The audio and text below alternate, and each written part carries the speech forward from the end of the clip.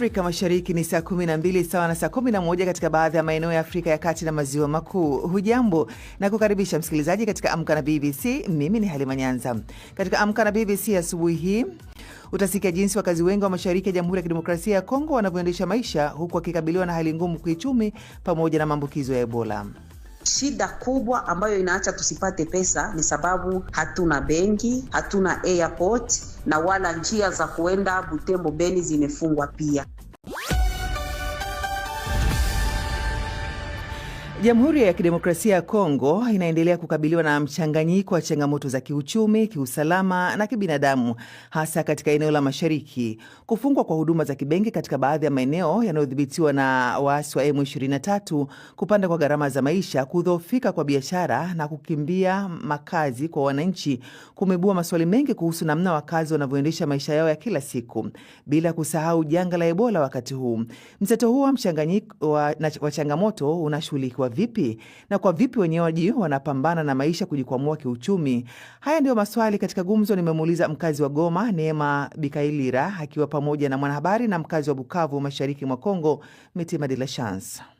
Kwa sasa mji wa Bukavu hapa katika jimbo la Kivu Kusini, uchumi unakuwa kabisa ukikwamishwa na hii hali tu ya vita mashariki mwa Jamhuri ya Kidemokrasia ya Kongo. Wanajua mji wa Bukavu uko chini ya udhibiti wa AFC M23 tangu mnamo Februari mwaka 2025. Sasa ni mwaka mmoja na nusu. Watu kana kwamba wanakuwa wakijaribu kujitatanua kwa kuweza kufanya maisha yao ya kibiashara, lakini kabisa si kama ilivyokuwa zamani, sababu kama ulivyosema benki zinafungwa, na wakati benki zinafungwa yani ATM hazifanyi kazi. Tuende kwa Neema, hali ikoje ya maisha hapo katika mji wa Goma? Hali ya kimaisha haiendeke salama sana, sababu tuna shida ya benki hazitumike, na wakati ambapo benki hazitumike, yani pesa zinabaki kwa mikono ya watu, na tunakuwa na shida nyingine ambayo ni ya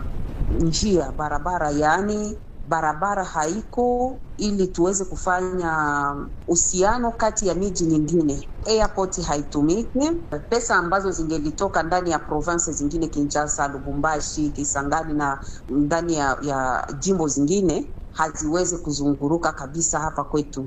Ile pesa ndogo ambazo zilikutanika ndani ya mjini ndizo zinazunguruka tu na ndizo zinasaidia watu, na hii inaleta magumu makubwa sana kwa wafanyabiashara na kwa wananchi wote ambao wanabaki ndani ya mji wa Goma, pia ndani ya teritwari ya Ruchuru, ndani ya teritwari ya Masisi, na hii inaleta magumu makubwa sana. Yaani shida kubwa kiuchumi, hatuweze kabisa kupumua vizuri.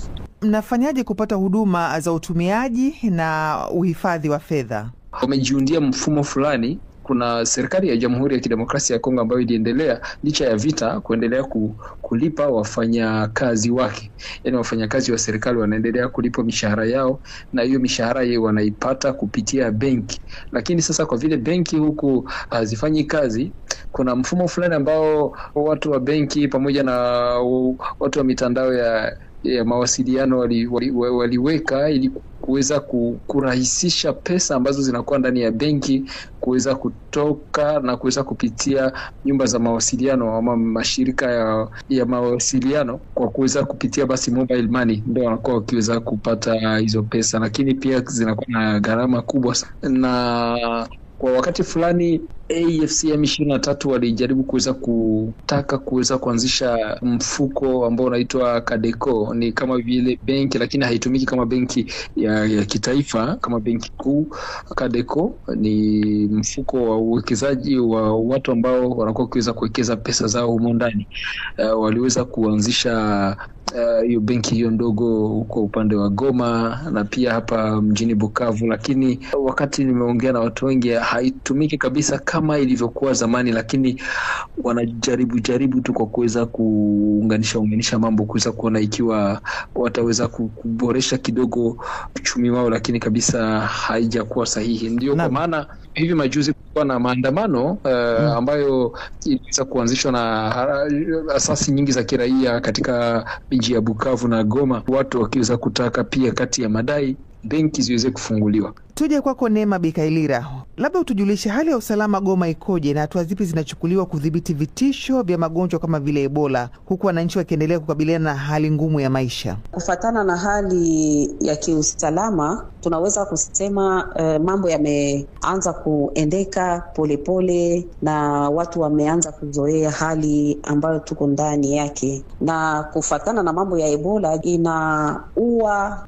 uchumi wa wananchi, sababu kulikuwa muda ambapo watu walianza kutoka Goma wakienda Butembo, wakienda Beni, wakienda Kisangani kupitia Butembo, na wakienda hata Kinshasa, wakienda jimbo zingine kupitia Beni, na hii iliweza kurahisisha kidogo maisha ya watu wa Goma. Lakini kwa sasa, pamoja na malali ya Ebola, tumekuwa na shida kubwa. Wale ambao wanakuwa Butembo hawaruhusiwi tena kufika Goma, walio Goma hawaruhusiwi kufika Butembo kwa sababu ya malazi, na hii inapunguza uchumi wa wananchi. Yaani pesa ambazo zilikuwa zikifanya kwenda na kurudi kutoka Goma hadi Butembo, Beni na majimbo zingine haziwezi kufika tena. Na hapa tunakuwa ndani ya shida kubwa. Wananchi wanaishi maisha magumu kabisa, ni kujitafuta tu, lakini hali sio nzuri kupatana na hali ya kipesa. Maisha yanaenda vipi? Mnachukua hatua gani? Pesa hamna, lakini mnataka kufanya shughuli za kijamii, mnataka kufanya shughuli nyingine mbalimbali. Mnafanya vipi? Kuna watu wengine ambao makazi zao zimefungwa. Wale wengine, kila mtu anaendelea kujitafuta kupitia kazi ndogo ndogo za chakula, sababu kila mtu iko na shurti ya kutafuta chakula ale. Na kuna wale sasa ndani ya makata fulani za mji wa Goma ambao kuna wengi ambao hawana pia chakula, sababu ninachukuaka muda fulani wa kwenda kuzungumza na hawa watu wapato ndogo wa maisha magumu, na wauliza maisha yao, na muda kitambo nikipata ile cha kuwasaidia naenda kuwasaidia.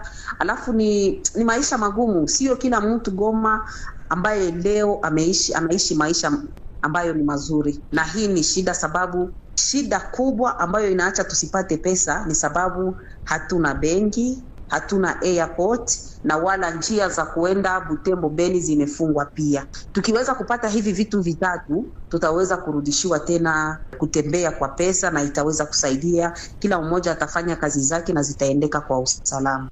Kwa ufupi tu, kwa kumalizia, yani changamoto za kiuchumi na jinsi wananchi wanavyojaribu kuzitatua. Wananchi wa hapa mjini Bukavu na pia wengine katika maeneo ya Kivu Kusini wanajaribu kuweza kufanya hali kama vile ya mshikamano. Wanavuka upande wa Rwanda kushirikiana na wengine wafanya biashara kule kuweza kuleta bidhaa hapa.